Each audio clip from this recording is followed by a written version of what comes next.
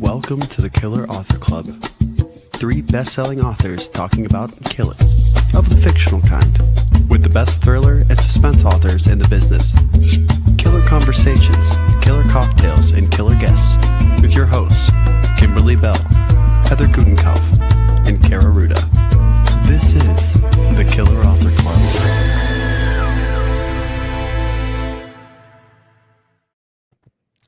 Hello, and welcome to the Killer Author Club, your favorite haunt for all things murder, mystery, and mayhem.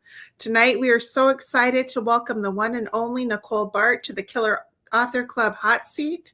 We have all the questions about where he left me, so buckle up and get ready to kill the lights. I'm Killer Heather Gutenkauf. I'm Killer Nicole. I'm Killer Kara Ruda. And I'm Killer Kimberly Bell. And before we dive into Nicole's wonderful book, a couple quick PSAs. Tonight's show will be available this Friday as a podcast, including bonus content just for listeners. Find the links at killerauthorclub.com. And while you're there, sign up for our newsletter so you're the first to hear all of our killer breaking news. And now, Kara, can you please introduce our guest? I'd love to. Nicole Baart is the author of 12 novels, including Everything We Didn't Say, an October 2021 Book of the Month selection and Amazon Editor's Pick, and Where He Left Me, the co-founder of a nonprofit and mother of five. She lives in Iowa with her family. Learn more at NicoleBaart.com. Nicole, welcome to the show. We're so happy to have you. Thank you. I'm so happy to be here. I've been watching you guys forever, so it's fun to be here. You're here with us, which is awesome. Okay, so will you give us a quick elevator pitch about Where He Left Me? Yeah, Where He Left Me is the story of Sadie Sheridan. She's a newlywed in her early 40s who moves away with her husband to his familial home in the North Cascades of Washington. And when he takes off on a business trip and doesn't return, she finds herself alone on a mountain with a storm bearing down and intruders on her property. So it's kind of a locked door mystery, but the whole thing takes place on a mountain. Yeah, it's a little terrifying. Thank you for that. And okay, readers, get chatty and drop your questions for Nicole in the comments. And first, Kimberly, what are we drinking tonight? Tonight's drink is Felix's Old Fashioned, chosen by Nicole herself. Nicole, please tell us why you chose this as tonight's killer cocktail. Oh, I love an old fashioned, and I especially love them in the wintertime. If you can smoke it, even better. So a smoked old fashioned in the mountains as the winter storm is coming just felt like the perfect drink for tonight. I love it. I love it. Well, it definitely fits the setting. You need something to keep yourself warm there. Yeah. Yes, so cool. For sure. So we created the Killer Author Club so readers can get up close and personal with their favorite thriller writers. So this season's lineup is stacked with killers, with like Jilly McMillan and, drum roll please, Lee and Andrew Child, the killer brothers responsible for a big guy you may have heard of, Jack Reacher.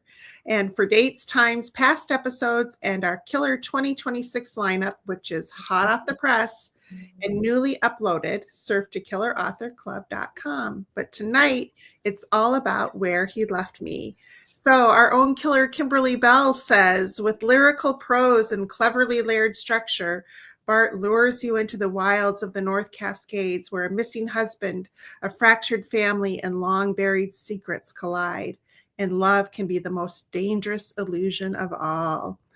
And Publishers Weekly says the foggy and menacing Pacific Northwest setting generates just as much tension as Baart's shrewdly coiled plot. The result is an unsettling portrait of isolation and anxiety that will get under the reader's skin. So good. So Nicole, clearly you are a skilled and clever killer. So now we need to know the answer to your killer question. Why do you kill? Oh, that's such a hard question, you guys. I'm not a masochist, I promise. I'm not a sadist. I love people. I hate seeing bad things happen to them. And yet I love a good story. And to me, it's not so much what happened as why it happened, and figuring out people and their psychology and yeah, what would cause them to do harm to another person is just fascinating to me. So yeah, I love playing with that, and I love writing suspense. And you do it so well. You do it so Oh, well. thanks. We were mentioning earlier just how, you not only write these beautiful, these page turning thrillers, you write them so beautifully. So you manage to make things that are scary sound beautiful. So that's a real talent. So thanks for that. Thanks. I think I'm a poet at heart. I'm a wannabe poet, so I write novels instead. Yes. Well, you do great with that. So, but American Alchemy is both deeply intimate and relentlessly suspenseful. So, what was the spark that first inspired this story? Yeah, there were several different things. My husband was born in Vancouver, British Columbia, and we lived there for years before we moved back to Iowa. And when we were living there, we loved the mountains, we loved hiking, we did bush camping where you just drive up on a logging road and find a place to pull off and hike into the wilderness. So we were actually on a hike with our kids a couple of years ago in BC, and we came across, this wasn't a bush camping thing. We were on an actual trail. We wouldn't take our kids just off into the wilderness like that. But we were on a trail, and as we were hiking, we crossed an old a train track that had been abandoned. So it was one of these like foggy, misty mornings in the Pacific Northwest where you can see like the fog hanging in the trees and it's very damp. And my kids went on ahead and I just stopped and took a picture of the train tracks, and I'll put it online if you guys want to see it. I'll pop it up there tomorrow. But I took this picture of the train tracks, and as soon as I was done, I could have sworn there was a person like in the mist farther down. And I called my husband back and it's like, oh my goodness, I think there's somebody out here. And it was just this really creepy moment, but it stayed with me. And I wanted to capture the essence of those scary minutes, on the mountain. And I tried to do that in Where He Left Me. Well, you did it. I was scared. Good. And Hemlock House, the setting, feels more than just a setting. It's almost a character itself. How did you go about creating this sense of menace and sanctuary around a house? Oh, thanks. So when we lived in BC, we spent a couple of years in an old farmhouse that was built in the late 1800s. So we were on 19 acres. Our neighbors were very distant, and yeah, we could see Mount Baker from our front window.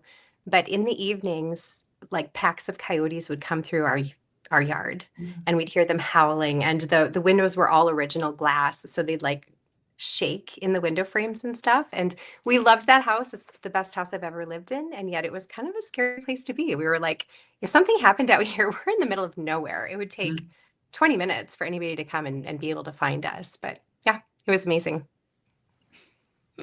I love it. So anybody who's ever read any of my books knows that I love stories about marriage and especially secrets in a marriage. So, and you do that so well with Sadie, who's, left questioning whether she ever really knew her husband, Felix. So what drew you to that as a theme of this story? Yeah, it's kind of a hard one. So I've been married for like 25 years, which is hard for me to believe sometimes. And I really wanted Sadie to be fresh to marriage. So she's been married for 1 year, but she's in her 40s. And I really appreciate books that have older heroines. I don't Yeah. think we always have to be in our 20s to be interesting. So I wanted to put her in this situation where she has a new marriage, a new job, she's in a new place. Everything is just so incredibly new, and she has to wrestle with it all. Like, I don't know where I am. I don't know who I am. She's on the verge of a new career, and I don't know who my husband is. So it was really fun to explore that. So good. I love that. So one of the taglines is "In every world, I'd find you." It's so evocative. And how does this idea thread through Sadie's journey throughout the book? And where did you come up with that line, "In every world, I'd find you"? So I have a confession. That is not my line. I I have an incredible agent, and I love my agency so much. But Mariana, who is my foreign rights agent at my agency, came up with that line. We were talking about the book. We were having a brainstorming session, and she was like, I feel like we could say something like, "In every world I'd find you," or "In every world I'd love you." And we ended up. I just loved it. We grabbed it, we went with it, and it ended up being kind of a central theme. But the stars, the whole like that all ties back to Felix's job. He's a professor of planetary sciences.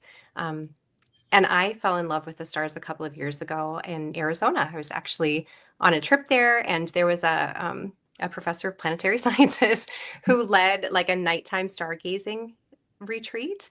And I went because I thought, oh, why not? I didn't really have that much of an interest in it. But by the time that night was over and I stood up, we were literally laying on the ground looking at the sky.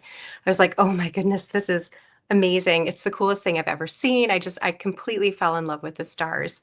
So Felix's love for the universe is kind of drawn throughout the entire book. And that line just captured it so perfectly, I thought. Yeah, I agree with that. It really did. Yeah. Thanks. And also, especially because, the missing husband thing, it works on all levels, Oh, thank you. Okay, so storms, both literal and emotional, play a role in this story. What do you find compelling about using nature as a mirror for psychological tension? Oh, you guys have the best questions. Oh, I love nature. I'm an outdoorsy girl, so I find my peace and connection and happiness by being outside. And yeah, when we lived in BC, it was very easy to step out and see the mountains, the ocean, whatever. Now that I'm in Iowa, I have to look a little bit harder. So it comes in the form of my flower garden and my vegetable garden and hikes in the prairie. Um, but yeah, feel the most connected to myself and the world around me when I'm out in nature. So to be able to draw that into my books just feels natural to me. Mm. Yeah. Love it. Yeah. And Felix is one of the main characters, but he's absent for a lot of the novel. Yet, his presence is kind of everywhere because that's what the premise or the plot kind of revolves around. Where is he and what happened? So how do you write a character who's central but who's not really on the page that much? How did you go about doing that?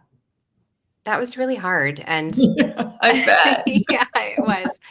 The first draft of the book didn't have the flashback chapters. So there's a flashback chapter every 3 present tense chapters, if that makes sense, that talks about their story and how they fell in love and brings Felix onto the page. So we had to do that a little bit later because my editor was like, I'm not feeling it. I'm having a hard time connecting with her passion for her husband and her desire to find him because I don't know who he is. So I'm hoping that worked. But throughout, I had tried to have 2 things throughout the entire book, just a ticking clock, like he's gone, and how long has he been gone? Because I feel like as a spouse, if my husband went missing, I would know down to the minute and the hour, exactly how long he had been gone. So that's there. And then the second thing is she's constantly thinking about him. He's just this refrain in her mind because, yeah, she loves him and she wants him back.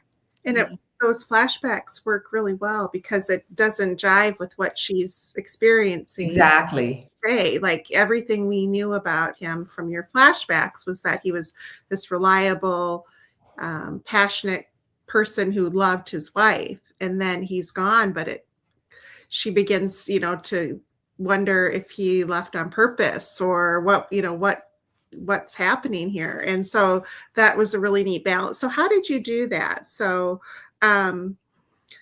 you're known for your prose and how poetic it is. We talked a little bit about that. So how do you balance that with creating a thriller and that ticking time bomb of, what happens next? How do you balance those two? Not always very well. I tend to like to write flowery, so I feel like I have to write a draft that's just me saying all the things I want to say. I wax poetic about the mountain and yeah, just being outside and what that all feels like, and then I have to cut like a lot of it. Kill your darlings. Yes, kill your darlings, exactly. But first I have to let myself have my darlings. So Yeah. I go there first and I let that happen. And then I do a lot of cutting. But the second thing that I do is I would love to hear from you girls whether you plot or pants. If you just kind of fly by the seat of your pants or if you plot. I started out being a pantser all the way. I'd write a chapter and then I'd ask myself what's next, and I just let that happen. But I cannot do that anymore. If I want to write a tight suspenseful mystery or thriller, I need to have red herrings. I need to have foreshadowing. I need to have all these pieces that, dominoes falling down. And I found that if I didn't know what was coming next, my dominoes were a hot mess and my mystery didn't work. So I'm a plotter. Yeah, preaching to the choir with me. Yeah. Yeah. Yeah, pantser. Really? How do you do it? You must be so smart, Kara. You must be a lot No. smarter than me because I can't hold all those threads together. I don't know, but it's really, I mean, that first draft's super fun for me. And that to me is like where the fun lies. But I do, I have to go back and like add stuff in or whatever. But yeah, I just love it. But I have learned that there are benefits to plotting things out, especially like the three of us worked on a project together. And so there was no way we could have written a book together without having it plotted out. And so I learned that there are benefits to all of that too. Yeah, Yeah. for sure. And I'm somewhere in the middle. Yeah. I've learned along the way, like you have, Nicole, that sometimes you need that map to keep things flowing and going. It certainly helps. It makes it easier when you wake up and you know exactly what you have to write that day. So Renee would like to know, how did you come up with the names of your characters? Oh, sometimes I have a really clear picture of my character in my names, and that happened with Sadie and Felix. And I wish I could tell you how. I don't really even know. I love the name Felix. I just think it's fantastic and it fit him. He's Mexican American, so it fit his heritage. And as for Sadie, I have always loved that name, and it was just fun to write a character. I finally They're got to use both it. very unique names. Oh, yeah. Yeah, there's a few other names in there too that are probably kind of unique, but yeah. Okay, next question. Does your spouse read your books? He does at the end. He's not a huge reader and probably reads a lot more nonfiction. But I can say that my kids have never read my books. They're Really? yeah, never. I mean, they're younger. I've been writing their whole lives. So to them, every once in a while, somebody will say like, what do your kids think about the fact that you're an author? And it's no different than if I were a plumber. Like they just grew up with me writing their whole life. So it's not that big of a deal, but maybe someday they'll pick them up. I'm sure.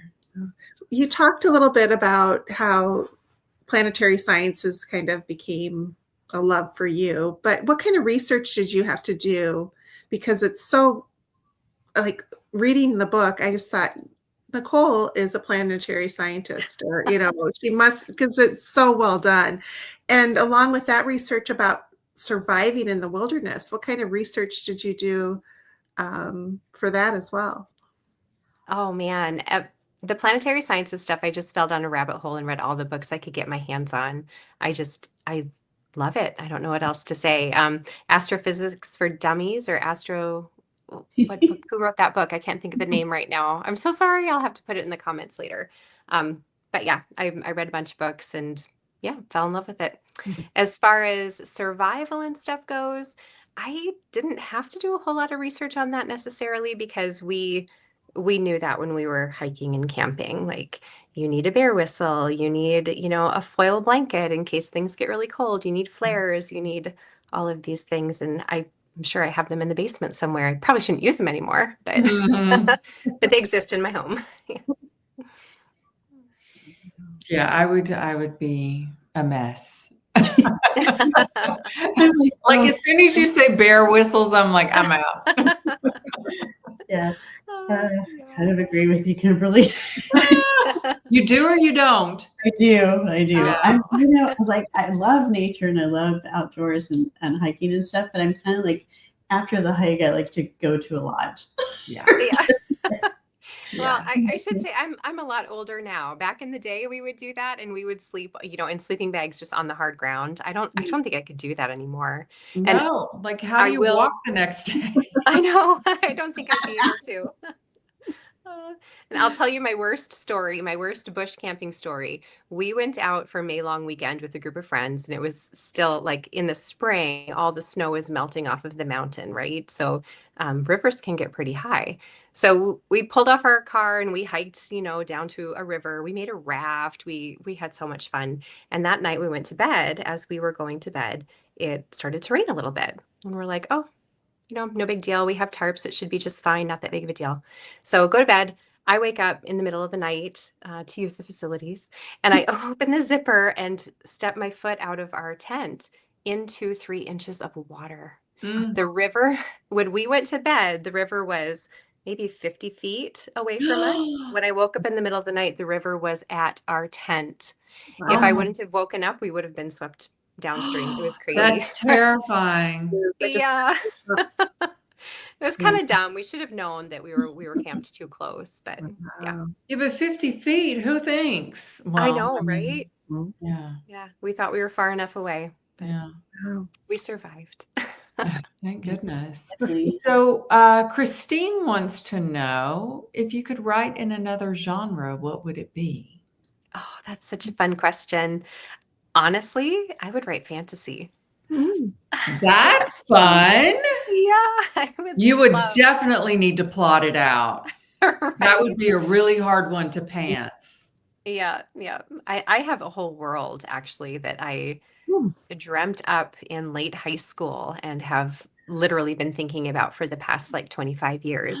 So I know exactly what would happen. I would love to do it sometime. I just, need the time. Who were we Well, you talking do to, that. guys? We had someone that we interviewed that said that they always say, oh, it was Chevy.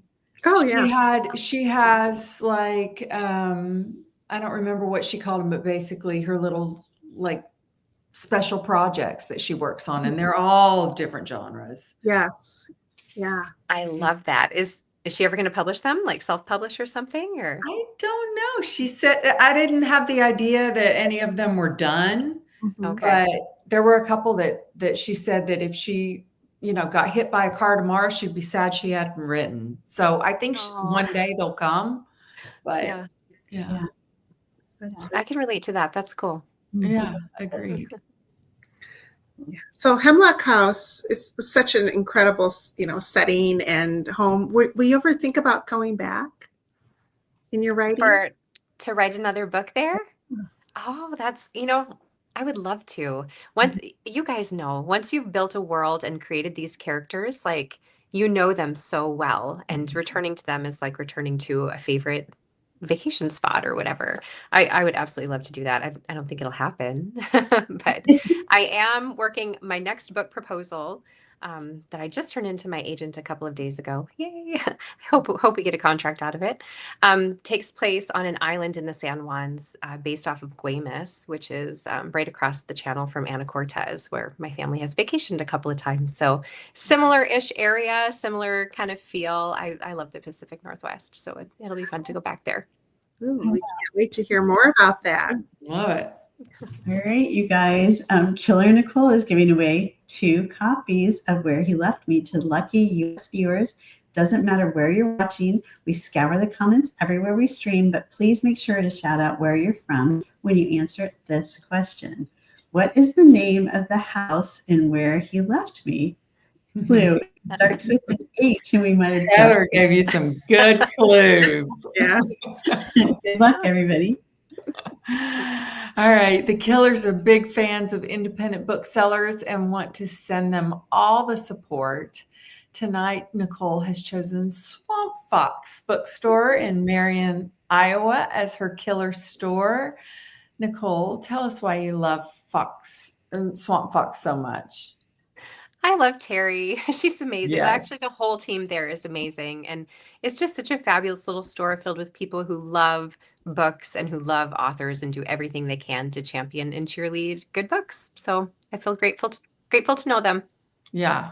Well, send them all the love. I just dropped the link in the comments so you can pick up Nicole's Where He Left Me, along with any other books on your wish list. Yeah. And Nicole, you have a book box there too, right? Where if folks pre-order, they will get the book and a candle.